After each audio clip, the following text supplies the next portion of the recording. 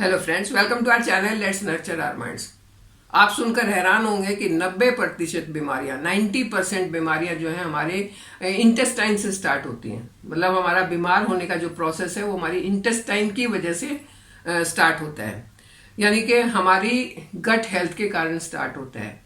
उसको कैसे ठीक किया जाए, क्योंकि आजकल का हमारा लाइफस्टाइल ऐसा हो गया है, खाने पीने का तरीका ऐसा हो गया है और हमारा काम करने का भी तरीका ऐसा हो गया है कि हम अपनी तरफ बेशक कितना भी ध्यान दें लेकिन कहीं ना कहीं नुकसान होता रहता है।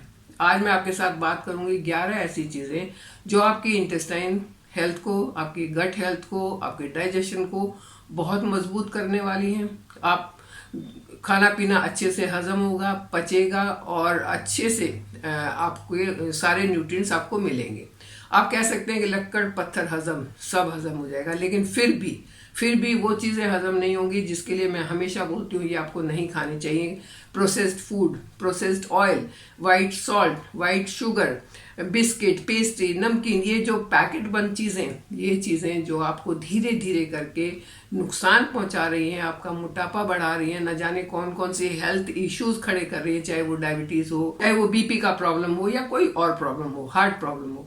तो ये सारे कारण बनते हैं आपकी बीमारियों का और ये इनका जड़ है आपके इंटेस्टाइन में। तो चलिए एक एक करके बात करते हैं कि कौन सी ऐसी चीज़ें हैं जिनको हम संभाल लें तो अपने इंटेस्टाइन, अपनी गट हेल्थ को संभालते हुए अपनी पूरी हेल्थ को भी संभाल सकते हैं।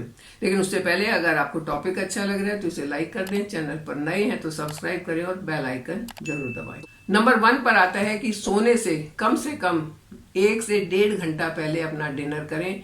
डिनर करते ही ना सोने जाएं, क्योंकि अगर ऐसा किया तो आपका जो पाचन तंत्र है वो डिस्टर्ब रहेगा, जिससे आपकी नींद डिस्टर्ब होगी, जिससे आपका स्ट्रेस क्रिएट होगा और डाइजेशन बिल्कुल बेकार हो जाएगा। तो खाना आपने डिनर अपना करना है सोने से कम 1.5 घंटा पहले और हो सके तो 300 से 500 मीटर लाइट वॉक कर लें, बहुत अच्छा रहेगा। खाना रात को हल्का फुल्का खाएं, क्योंकि उसके बाद आपने सोना है, कोई मेहनत का काम नहीं करना है, तो आपकी बॉडी उसको अच्छे से डाइजेस्ट कर पाए, इसलिए लाइट फूड लेना चाहिए। ऐसा नहीं किया तो जितने भी आपके डाइजेस्टिव ऑर्गन्स हैं वो मेहनत करते रहेंगे उस खाने को पचाने के लिए और उनको वो रेस्ट नहीं मिलेगा, जिस रेस्ट में वो उनका वेयर एंड टेयर रिकवर होता है, जिस रेस्ट में वो अपने आप को रीजेन्युएट करते हैं, वो रेस्ट उनको नहीं मिलेगा और आपका पाचन तंत्र खराब हो जाएगा, आपका गट हेल्थ खराब हो जाएगी, जो सारी हेल्थ को खराब करने का कारण बनेगी। नंबर 1 पर यह है जो कि बहुत इंपॉर्टेंट है। नंबर 2 पर आता है कि जो भी आप खाते हैं उसको छोटे छोटे टुकड़े में खाएं। अगर आप रोटी खाते हैं छोटा टुकड़ा खाएं, अगर आप चावल खाते हैं छोटी चम्मच से खाएं और उसको 32 बार कम से कम चबाएं। 32 बार चबाने का ये मतलब नहीं है कि आप बैठ के गिन रहे हैं 1 2 3 4, ऐसे नहीं, मतलब इतना चबाएं कि वो आपके मुंह में ही लिक्विड हो जाए और उसके बाद आप उसको खाएं।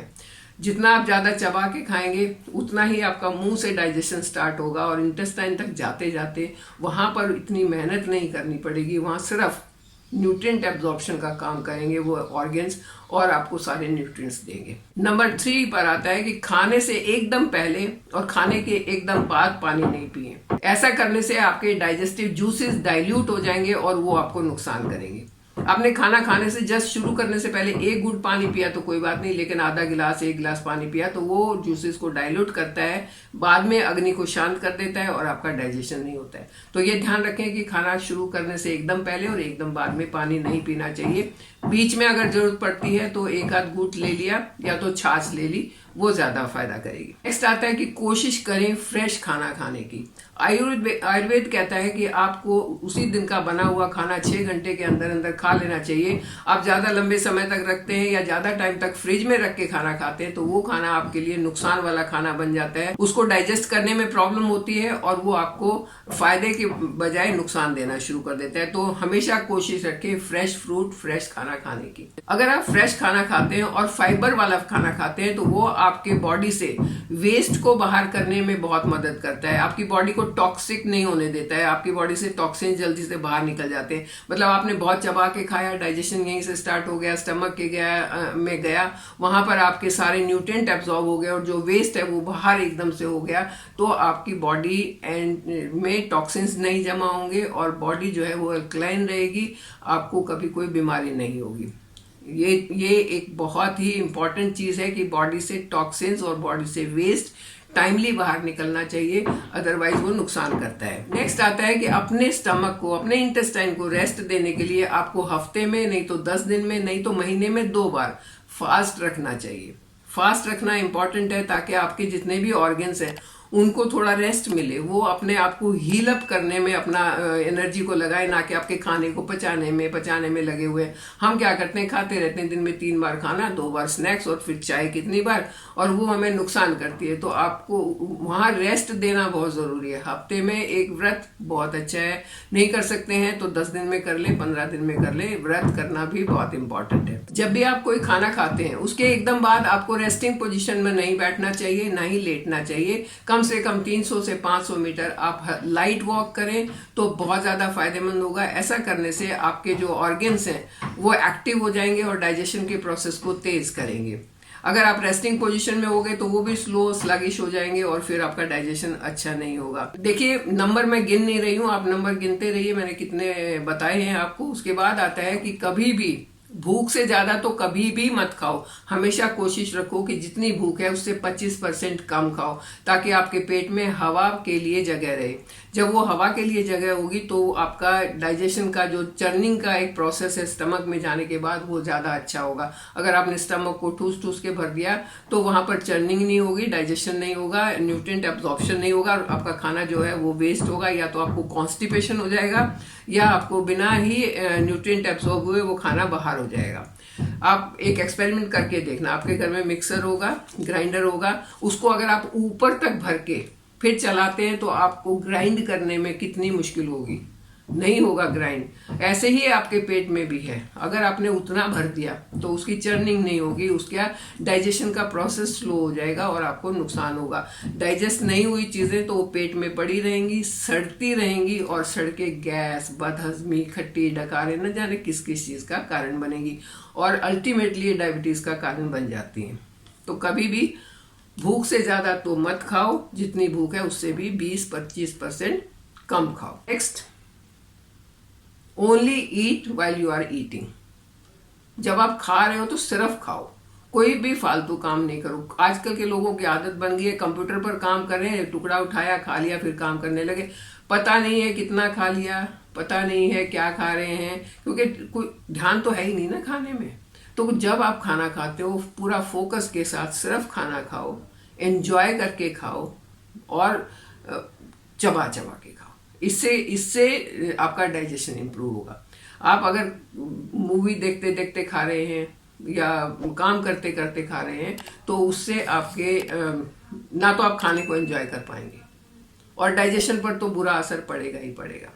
जब आप खाना खा रहे हो तो सिर्फ खाना खाओ, उसी में फोकस करो, उसी में ध्यान करो। बैलेंस डाइट लेना बहुत जरूरी है। नेक्स्ट है ये बैलेंस डाइट। बैलेंस डाइट वो डाइट जिसमें आपको फैट भी मिल रहा है, कार्बोहाइड्रेट भी मिल रहे हैं, प्रोटीन भी मिल रहे हैं। ऐसी डाइट जिसमें आपको सारे विटामिन मिल रहे हैं, सारे मिनरल्स मिल रहे हैं जो आपकी बॉडी को चाहिए। सभी ग्रुप के फूड को अपनी डाइट में शामिल करना चाहिए। मैं एक लड़की को जानती हूँ जो 12 साल की हुई तब तक उसने सिर्फ या तो पिज्जा खाया या तो दूध और रूह अफ़ज़ा, तीसरी चीज नहीं खाई 12 साल तक, क्योंकि उसको कोई ऐसी बीमारी थी जिसके लिए उसको गुस्सा नहीं आना चाहिए, उसको रोना नहीं चाहिए। तो पेरेंट्स ने सोचा कि जो मांगते हैं वो देते रहें ताकि इसको ये रोए नहीं। उसका रिजल्ट ये है कि एडल्ट होते होते उसका 90 kg वेट हो गया। अभी वो 40 ईयर्स की है लेकिन उसको 1000 हेल्थ इश्यूज हैं। तो आपको ऐसी गलती नहीं करनी चाहिए। आपको एक ऐसा खाना खाना चाहिए जिसमें आपको सब कुछ मिल रहा है, आपकी डाइट बैलेंस्ड है। Next and very important is कि आपकी नींद अच्छी होनी चाहिए। अगर आपकी नींद अच्छी नहीं है तो भी आपका डाइजेशन पुअर हो जाएगा। नींद अच्छी नहीं है तो आपका मोटापा बढ़ेगा, नींद अच्छी नहीं है तो आपको स्ट्रेस भी होगा। स्ट्रेस होगा तो नींद नहीं आएगी, नींद नहीं आएगी तो स्ट्रेस होगा। दोनों का बड़ा पक्की दोस्ती है। अच्छी सेहत के लिए अच्छी नींद आना भी बहुत जरूरी है। आपकी सेहत का और नींद का सीधा सीधा संबंध है। आपने वो कहावत तो सुन रखी होगी ना, early to bed and early to rise make a man healthy wealthy and wise. लेकिन आजकल के कुछ काम के ऐसे तरीके हो गए हैं कि अर्ली बेड नहीं भी, मतलब अर्ली नहीं सो सकते। तो चलिए आप अपना रूटीन तो फिक्स कर सकते हैं कि उसी टाइम सोना है, उसी टाइम उठना है। अगर ऐसा नहीं किया तो आपकी बॉडी हमेशा कंफ्यूज रहेगी, अभी सोना है कि अभी खाना है कि अभी क्या करना है। उस कंफ्यूजन में जो है वो आपके ऑर्गन्स भी सही काम नहीं करेंगे। तो आपका खाने और सोने का समय फिक्स होना चाहिए, ये बहुत इंपॉर्टेंट है। एक बहुत ही इंपॉर्टेंट टिप जो मैं अपनाती हूँ और मैं सबको कहती हूँ कि उस टिप को अपनाओ। Listen to your body. आपकी बॉडी जो है वो आपको बता देती है कब उसको क्या चाहिए, कब उसको क्या क्या नहीं चाहिए। अब उसका रेस्ट करने का टाइम है, अब उसको भूख लगी है, या अब ये काम करना है, वो काम करना है। Your body tells you best. किसी डाइटिशियन से पूछ पूछ के खाना खाया, आपकी बॉडी को तो नहीं चाहिए वो, तो वो आपको फायदा नहीं करेगा, नुकसान करेगा। जो आपका शरीर बोलता है, आप अगर ध्यान से उसे सुनोगे तो वो आपको बोल के बताएगा कि उसको क्या चाहिए, और जो उसको चाहिए उस हिसाब से आप करते रहो। आप कभी बीमार नहीं होगे, आपका गट हेल्थ बहुत अच्छी रहेगी, आपके न्यूट्रिएंट एब्जॉर्प्शन बहुत अच्छा रहेगा, और जब ये सब अच्छा रहेगा तो आपकी ओवरऑल हेल्थ बहुत अच्छी रहेगी। हेल्थ अच्छी है तो आपके बाल अच्छे होंगे, आपके नाखून अच्छे होंगे, आपकी स्किन अच्छी होगी, और बीमारियों से बचते हुए आप एक लंबी खुशहाल जिंदगी जी पाएंगे।